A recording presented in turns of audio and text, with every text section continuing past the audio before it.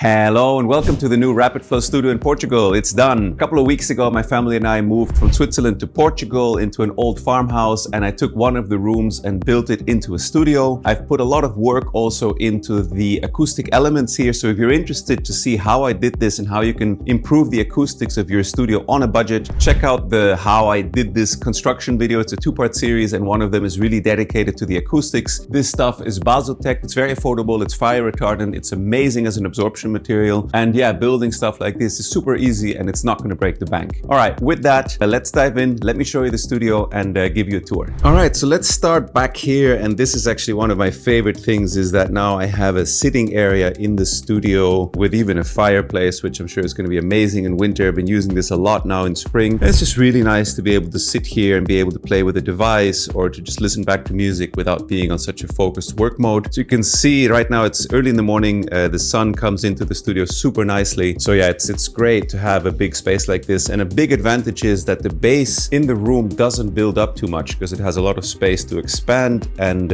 right now I don't even think I'm going to need bass strapping from the way the studio is sounding, so that's really great. Yeah, moving along here, let's start over on the mix position. Everything is built around Session Desk Gustav. A lot of people on my channel ask me about this desk. It's actually a Portuguese company, or based in Portugal, and yeah, they built this. It's really such a great desk. I've been using it now for about 3 years. Very reliable, very solid, and if you're in the position to be able to get yourself some properly designed studio furniture, I can highly recommend it. It's just a really nice way to work and have everything organized, and also great for the ergonomics. Okay, so the basic setup here is controllers for Ableton. I'm running two APC40 Mark IIs. Works amazing in tandem with Ableton. Above it is a Pro 6 from Sequential Circuits, which is like a bread and butter synth. Really easy to dial in, has lots and lots of different kinds of sounds. My multi-clock, which is essential to synchronize the whole studio, so everything is clocking off of that. It's sending signals to the Oxy here, which is then again sending signals over to this subharmonicon.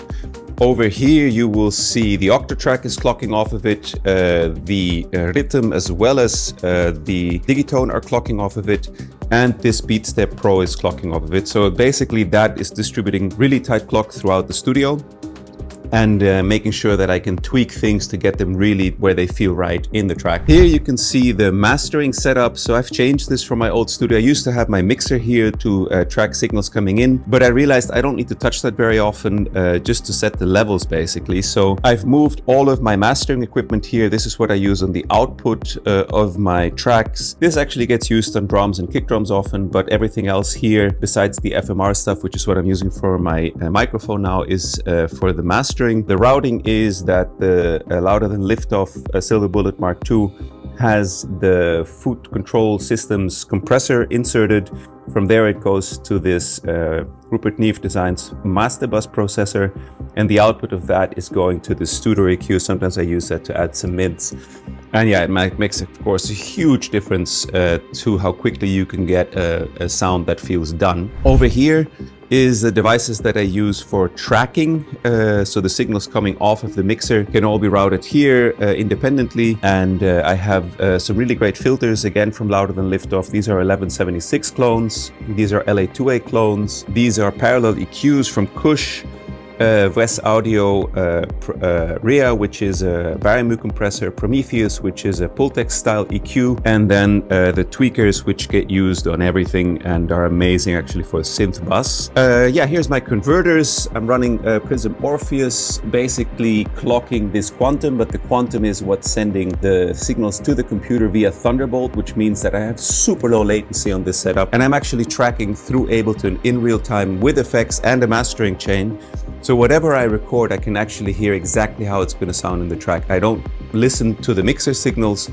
I listen to the signals coming off of Ableton with full processing. If I want a delay, I can just drop a delay on the input channel and yeah, hear exactly what it's going to sound like. I will never go back to tracking without real-time listening through Ableton. It's amazing. It's a total game changer, and I know that word gets used a lot, but it really is. Yeah, I'm surprised that these quantum interfaces aren't in every studio. And actually, they sound really good on their own. I'm just using them for their ADAT now to put the prisms in there, but they sound really close also on their own. They sound great. So highly recommended. So the mixer that I use is an APB Dynasonics ProRack H1020. It's very compact. It's very high quality. The EQs are great. It has a lot of sends and also buses. So the way I've done it is that all the synths go in here. Then I have all the buses available to me on the patch bay. The main left-right is going via a Rupert Neve DI box straight to the first two converters.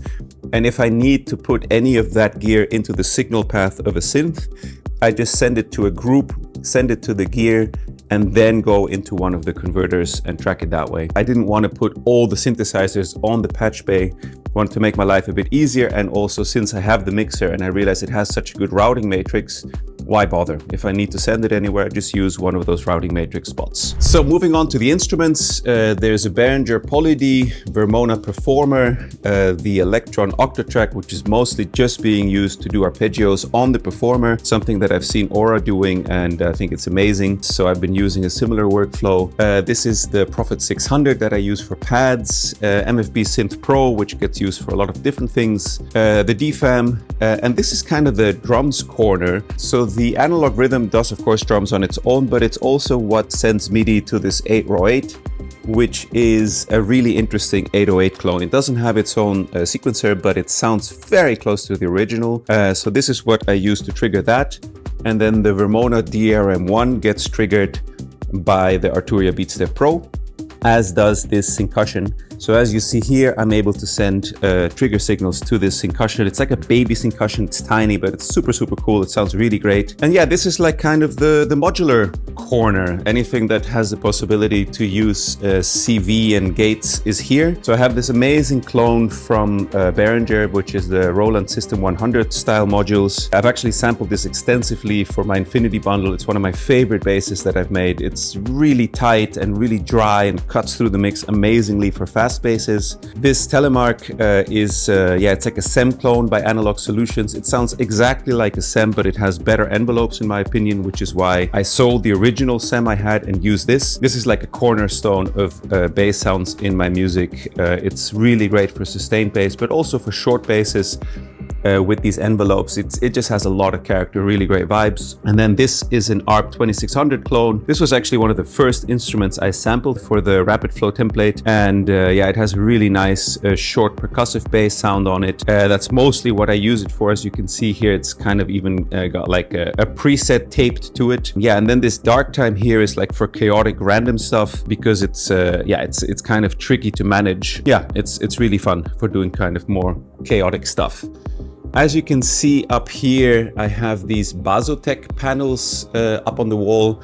The way I installed this was very quick and easy, using styrofoam on the back and nails in the wall. If you want to see exactly how I did that, definitely check out my how-to video or my studio construction video. It's a two-part series. Same with this cloud. It's also Basotec glued to a wooden frame with some IKEA LEDs stuck in between, which is something that I actually took from an AI generated image when I asked ChatGPT to give me some suggestions for how I could build the studio. The IKEA system that I'm using, it's like they only have one kind of LED system. The LED strips are about 4 meters and they can change colors. They're dimmable and they have a little remote control. I've actually connected them to Alexa so that I'm able to just do it by voice. Alexa, Studio Cloud aus. Alexa, Studio Cloud an. So yeah, just some of the things in here, I just found it easiest to control by voice. In my last studio, I had LED lights behind the acoustic panels, but in this studio, I wanted to keep things a little bit simpler on the eyes. So I've just put kind of something around the synths here and around the back of the studio there, as well as the cloud. And yeah, I just wanted to keep it a bit more clean. It looks really nice at night. Obviously now in the daytime, everything is just very white. But when I play with the colors at night, can make it super cozy, and it's really a joy to work here. Maybe an interesting thing is I've been using Amphion Pro 1 115s they're called. And in my small space back in Switzerland, they were perfect. They had plenty of bass, but moving here, I realized they were not big enough to fill this room with bass. And I was like, oh man, I'm gonna have to get a subwoofer. Getting a good one is expensive. Getting it tuned in is complicated. And then I tried to figure out a way to do it without extra expenses, etc. And I have these other monitors, which are incredible in their own right. Really, really cool. It's a company that doesn't exist anymore, but really recommended. EMS Blue, these are the active versions. And I used to work exclusively on those for many, many years. I find the Amphions are a bit better in the mids and in translation, but they're a really, really great speaker, especially for listening loud. And then I said, well, why don't I just run them in parallel in this room so that all four of them are on? And it turned out to sound incredible. None of them have DSP, so there was no problems with latency. There's a little bit of phase shift between them, but it's like nothing massive. And I'm really happy with the sound that I have in the room now. So that's super, super cool that I didn't have to get the subwoofer. And then, yeah, finally here in the corner is a Waldorf Zarenburg that I use for practicing piano and for composing. And yeah, one of the best things is that it's right in front of the window so that, yeah, I can, look out and feel like, yeah, connected to the world, see the sky, sometimes see my son running around here or his mom. So yeah, after having studios that were always in basements and bunkers and sealed off rooms most of my life, it's really, really great now to actually have a studio that, that has space and a lot of natural light. So that's it. That's the whole studio. All right, that's it for me today. If you're not subscribed to the channel and you like what you saw, then please hit subscribe. It really helps the channel. If you'd like to see more videos, there's a bunch on the channel showing gear, showing workflows, of course, demoing the super fast workflow that we have at Rapid Flow with our template, as well as the Infinity bundle that actually uses a lot of the gear and the instruments that I've just shown you to give you a really professional sound with a couple of clicks into your DAW of choice. It's available for Ableton, Bitwig, FL Studio, and Logic. And I'm going to be doing a video soon, actually, that I'm going to link here also, which is going to be on the difference between triggering your synths with a MIDI or with CV. You'll be shocked how much tighter CV is than MIDI. I know I was. It's incredible what a difference it makes. So that's one I can absolutely recommend. You should see it coming up now. And yeah, for the rest, I hope you're having a great time, a productive time in your studio. And I'll see you in the next video. Bye-bye.